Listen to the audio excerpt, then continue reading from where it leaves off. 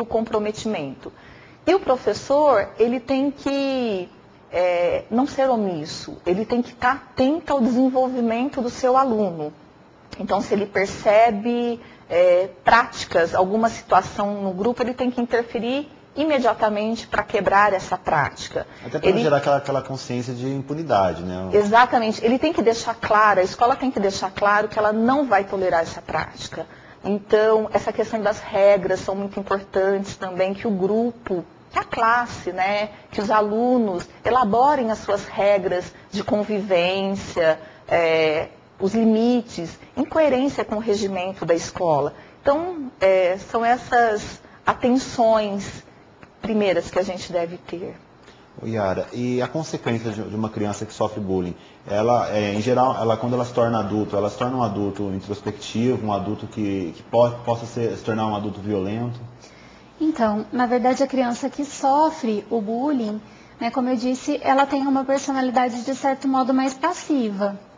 Então, ela vai, assim, ficar uma pessoa, né, fragilizada, porque ela viveu num ambiente, né, de violência, de agressão, e aí as consequências podem ser muitas. Ela pode desenvolver doenças, existem estudos que falam de sintomas psicóticos, né, de haver uma prevalência maior desses sintomas, né, em pessoas que foram vítimas de algum tipo de violência, né, um estresse pós-traumático pode estar acontecendo, a baixa autoestima é o que é mais, assim, evidente. Mais frequente, né? E assim, é uma criança que pelas dificuldades que ela enfrenta, né, diante dessas agressões, ela vai ter um comprometimento, né, de certo modo, na sua vida social, né, pela exclusão, que é muito comum, né, pela retração social, e, consequentemente, afeta, né, a vida profissional, a vida social, né, e até a parte emocional, principalmente. Yara, e tem alguma explicação que a gente possa entender? Porque é complicado chegar a uma conclusão. Crianças, né? A gente imagina crianças que um ser sem malícia, sem maldade. E as notícias que a gente acompanha de cada vez mais casos de violência, casos de perseguição. Na internet, os vídeos que mostram esse tipo de violência em ambiente escolar é cada vez mais frequente. O assunto é cada vez mais frequente na mídia, em discussões com os professores, com a sociedade. Como que a gente pode explicar tanta violência cometida por crianças? Essa é uma pergunta, né, delicada. Eu acredito que o principal fator esteja relacionado realmente à base familiar, né? Geralmente a gente vê que a criança que ela tem algum comportamento de bullying, que é uma criança mais agressiva, né, os estudos dizem que elas são provenientes de famílias mais desestruturadas, né, onde os pais têm, assim, uma supervisão muito pobre sobre eles, né, onde as situações de violência são um modelo frequente, né. Então, assim, geralmente dentro do ambiente familiar é que começam aí esses exemplos, né, para que a criança reproduza, né, essa violência.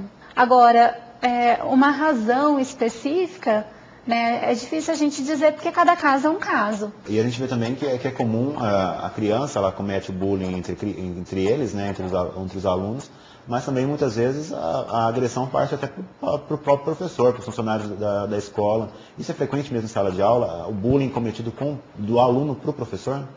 Então, Fábio, conceitualmente eu entendo assim que é uma agressão repetida entre pares. Bullying. Isso.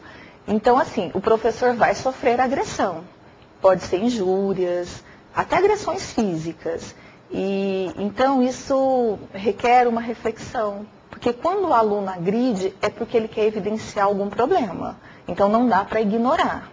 E o professor, ele é a autoridade na sala de aula. Só que essa autoridade, ela é legitimada pela relação que se estabelece com o aluno, que deve ser pelo respeito mútuo. Então, se evidencia alguma agressão, uma difamação, ou até física, é porque alguma coisa está errada e o aluno está sinalizando para isso. Então, precisa-se conversar, discutir, pode ser uma situação isolada com um professor ou com mais professores. Então é necessário intervenções para que seja restabelecido o respeito. É importante dizer também, porque o professor ele não pode agir de igual com uma criança, com um adolescente. O professor é o adulto nesse conflito.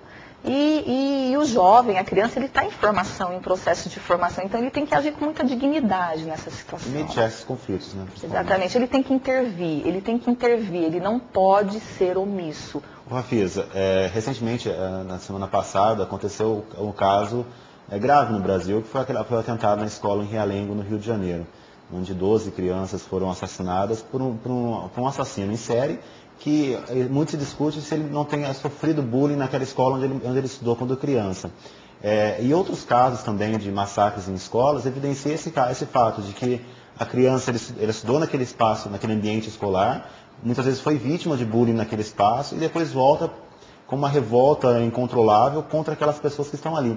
Isso mostra uma certa fragilidade da questão educacional, da questão da segurança educacional e da falta de preparo em saber lidar com essas questões de bullying, porque ela pode ocasionar no futuro um problema sério, não justificando o fato que ele cometeu um fato errado, um crime, se ele não tivesse morrido, ele deveria ser punido por essas consequências, mas isso evidencia um problema sério.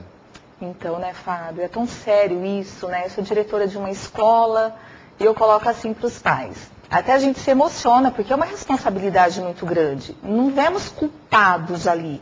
Hoje a gente vive a questão da gestão democrática, que é a participação da família, da comunidade local, de ex-alunos. Então, a escola é um espaço vivo. São pessoas, ideias, movimentos. Então, tem um movimento muito grande dentro da escola. Vamos pensar, né, a questão da segurança. Os portões ficam trancados. Uma pessoa chega, olha, eu gostaria de fazer uma matrícula. Você recebe essa pessoa, mas você não sabe qual é a intenção dela. Então, e diante desse fato que aconteceu no Rio de Janeiro, já se coloca, né, o Congresso também, o Congresso Nacional já está se mobilizando, já colocou essa ideia. Nós temos que pensar em medidas.